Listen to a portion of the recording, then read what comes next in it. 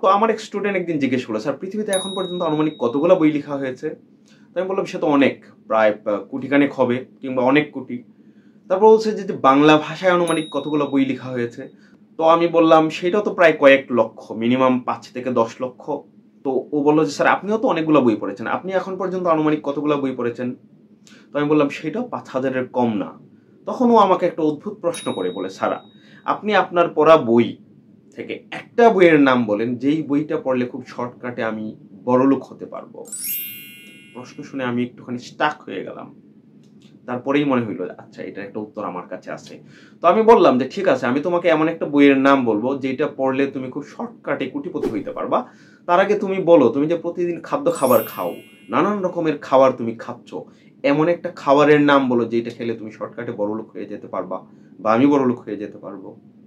তুমি আমাকে এই যে তুমি জন্মের পর থেকে, জ্ঞান হওয়ার পর থেকে তোমার নাঙ্গা দশা ঢেকে ফেলার জন্য জামা কাপড় পরো, নানান রকমের নানান ব্র্যান্ডের জামা কাপড় পরো, আমাকে এমন একটা জামা কাপড়ের নাম বলো বা জামা কাপড়ের প্যাটার্ন বলো যেটা পরলে আমি শর্টকাটে বা তুমি শর্টকাটে বড়লোক হয়ে যেতে পারবা। তো অবাক হয়ে তাকায় আছে আমার দিকে। আমি বলছি নাই তো। ওরা হাসতেছে, বলে স্যার এরকম তো জামা কাপড় নাই। আমি বলছি কিন্তু এইরকম হয়। ভালো জামা কাপড়, ভালো খাদ্য খাবার, ভালো বই, এইগুলার না একটা পেসিভ একটা মোটিভেশন আছে, একটা প্রত্যক্ষ মোটিভেশন আছে। তুমি যখন পড়াশোনার মধ্যে থাকো, তুমি যখন প্রোডাকশনে থাকো, তুমি কি রকম খাদ্য খাবার খাচ্ছ সেটা তোমার টোটাল যে শারীরিক স্ট্রেংথ, এটা কিন্তু সবসময় পেছন থেকে ব্যাকআপ দিয়ে যাচ্ছে। আমি যখন একটা সুন্দর পরিবেশে যাই, একটা ঠিকঠাক জামা কাপড় পরে যখন যাই, তখন আমার যে আত্মবিশ্বাসটা থাকে, যে ব্যাকআপটা থাকে, একটা খারাপ জামা কাপড় পরে গেলে কিন্তু সেটা থাকে না। এইটা তো খুবই গৌণভাবে আমি বললাম, কিন্তু বইয়ের বিষয়টা আরো নগ্নভাবে, আরো স্পষ্টভাবে কাজ করে। বই তোমাকে কথা বলতে শেখায়, তোমাকে কমিউনিকেট করতে শেখায়। তুমি যখন যেই পরিস্থিতিতে, যেই মানুষের মধ্যে থাকো, ওইভাবে কথা বলার ভাষা বই তোমাকে দেয়। তখন আমি তাদেরকে একটা বইয়ের নাম বললাম যে এই যে তোমরা এখানে 100 জন মানুষ আছো, তোমাদের মধ্যে 2-1 জন ছাড়া বাকি সবাই এক ধরনের অলস অনাড়ম্বর জীবন যাপন করো, এবং তোমাদের মধ্যে এমন কোনো ইউনিক বা স্পেশাল স্কিল নাই যেটার কারণে ভবিষ্যৎ তোমাকে আলগাভাবে মূল্যায়ন করবে। এটা তো সত্য আমাদের ক্ষেত্রে, হয়তো তোমাদের ক্ষেত্রে সত্য না হলে অন্য কারো ক্ষেত্রে সত্য। এখন এই তোমাদের এই মানুষগুলাকে আমি চাণক্যের একটা বই দিয়ে, আজ থেকে প্রায় 2500 বছর আগে লেখা একটা বই দিয়ে ব্যাখ্যা করতে পারি। চাণক্য তার একটা শ্লোকে এরকম বলছে যে নহি সুপ্তস্য সিংহস্য প্রবিশন্তি মুখে মৃগা, মানে হচ্ছে যেই সিংহ পেট ভর্তি খিদা নিয়ে একটা গুহার মধ্যে ঘুমায় থাকে, সেই সিংহের সামনে কখনোই হরিণ নিজে থেকে এসে বলে না মহামান্য সিংহ আপনি অনেক ক্ষুধার্ত, আপনি আমাকে খাদ্য হিসাবে গ্রহণ করুন, শক্তি অর্জন করুন। সিংহ যদি ক্ষুধার্ত হয়, তাকে গুহা থেকে বের হইতে হবে, একটা দুরন্ত হরিণকে এই পেটে খিদা নিয়ে তাড়া করে ধাওয়া করে ধরতে হবে, ভক্ষণ করতে হবে, তাহলেই সে শক্তি অর্জন করতে পারবে।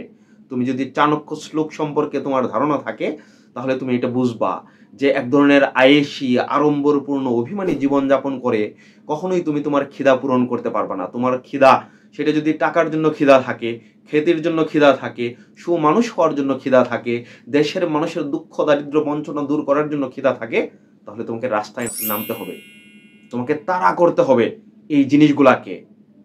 তুমি যদি দেশকে সভ্য বানাইতে চাও, তাহলে অসভ্যতাকে তাড়া করতে হবে। সো এই যে মহামনীষীদের যে বইপত্র বা পুরনো বইপত্র, এইগুলা তোমাকে এই এক একটা মোমেন্ট ধরে এক একটা আলাপ দিবে, এক একটা বাক্য দিবে, এক একটা মোটিভেশন দিবে। এবং এই জন্যই আমি বইপত্রকে বলি যে সবচেয়ে পৃথিবীর সবচেয়ে জিনিয়াস টিচার, একটা অসাধারণ স্কুল এক একটা বই। তুমি যখন একটা রবীন্দ্রনাথের বই পড়ো, তুমি কিন্তু রবীন্দ্রনাথের সাথে কথা বলতে শুরু করো। তুমি যখন সক্রেটিসের বই পড়ো, অ্যারিস্টটলের বই পড়ো, তখন অ্যারিস্টটল তোমার মুখোমুখি বসে কথা বলে, তোমাকে রাষ্ট্র ব্যবস্থা সম্পর্কে জ্ঞান দেয়। তুমি যখন কৌটিল্য কিংবা বিদ্যাসাগর পড়ো, তখন কি হয়, বিদ্যাসাগর নিজে তোমার মুখোমুখি বসে তোমাকে তার যে জ্ঞান, তার যে অভিজ্ঞতা, এটা তোমাকে দিচ্ছে। তুমি যখন নোম চমস্কির একটা বই পড়বা, নোম চমস্কি তোমার রুমে তোমার পাশে বসে তোমাকে বর্তমান বিশ্ব ব্যবস্থা, গণতন্ত্র বা সাম্রাজ্য বা অস্ত্র ব্যবসা, এই সমস্ত জিনিসগুলো তোমাকে শিখাবে। সো বই হচ্ছে এক নীরব কিন্তু সাংঘাতিক রকমের বিপ্লবী শিক্ষক। বইকে কখনোই জামা কাপড়, খাদ্য খাবার এইগুলার সাথেও পাল্লা দিয়ে তুলনা করা যায় না।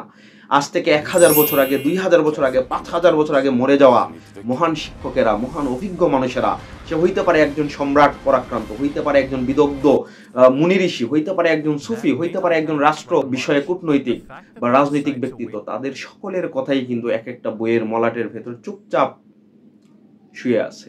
তুমি বইটা হাতে নিবা, পড়া শুরু করবা, ওরা তোমার সাথে আলাপ করবে। বই পড়তে পড়তে মানুষ, হাদিস গ্রন্থ পড়তে পড়তে মানুষ কি আমাদের প্রফেটের সাথে কথা বলে না? কোরআন শরীফ পড়তে পড়তে মানুষ আসলে কি করে? সে আল্লাহর সাথে কথা বলে। এই যে বেদকে বলা হয় যে এটা কোনো মানুষের রচনা না, এটা ব্রহ্মার দান। সো একটা মানুষ যখন বেদ পড়ে তখন কি হয়? সে বিশ্বাস করে যে সুপ্রিম লর্ড তার সাথে কথা বলতেছে।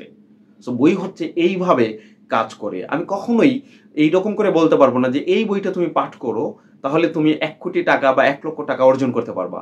তবে এটা নিশ্চিতভাবে বলতে পারি, তুমি যদি 100 বই অন্য সবার থেকে 100 বই বেশি পড়া থাকো, 500 বই বেশি পড়া থাকো, তাহলে পৃথিবীতে যে কোনো মানুষের সাথে যে কোনো বিষয় নিয়ে যোগাযোগের ক্ষেত্রে, মানুষকে প্রভাবিত করার ক্ষেত্রে তুমি বাকি 100 জন থেকে নিঃসন্দেহে আগায় থাকবা। তুমি যখন কথা বলবে তোমার পেছনে একজন রবীন্দ্রনাথ দাঁড়ায় থাকবে, একজন এরিস্টটল দাঁড়ায় থাকবে, একজন প্লেটো দাঁড়ায় থাকবে, একজন কনফুসিয়াস দাঁড়ায় থাকবে, এবং ওরা তোমাকে বলবে যে আমি তোমার সাথে আছি, চলো আমরা পৃথিবীকে বদলে ফেলি। এইটা হচ্ছে বই। সো বই হচ্ছে একটা আর্মির মতো। তুমি 500 বই পড়লে 500 জ্ঞানী গুণী বুদ্ধিদীপ্ত মানুষের আর্মি তোমার পেছনে থাকবে।